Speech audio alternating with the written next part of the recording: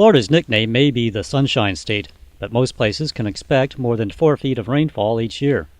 What actually happens after all that water falling from the sky hits the ground has a big impact on its availability for people to use. James Mihalsic is an environmental engineer and a professor at the USF Patel School of Global Sustainability. He says rainwater is a resource that shouldn't be wasted. A lot of our drinking water comes from groundwater. We need to figure out how to take rainwater and get that rainwater to recharge into the groundwater. Right? So now that water has been stored that we can withdraw it later for future use for drinking water or for other water sources.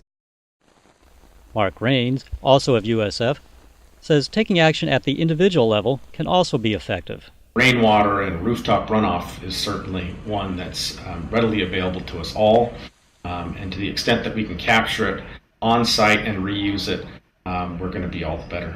Households can get a free barrel by attending a workshop on how to modify it to harvest rainwater. Rain barrels are really a wonderful water conservation tool.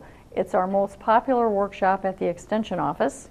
And what better way to water your landscape than with a free resource? The hardest part is just getting the barrel, and we offer 1 free barrel per household for attending our 1-hour workshop.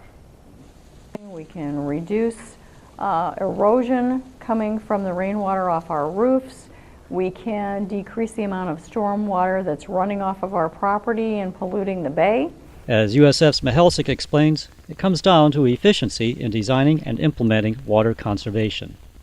Versus designing an urban form that's paved over, where all that water runs off into a stream. The Hillsborough River then flows into Tampa Bay, and that water becomes contaminated with salt from the ocean. And then at some time then we decide to desalinate it, so we throw a lot of energy and materials at that water to take those salts out so we can drink it again. For USF on iTunes U, I'm Brad Stager.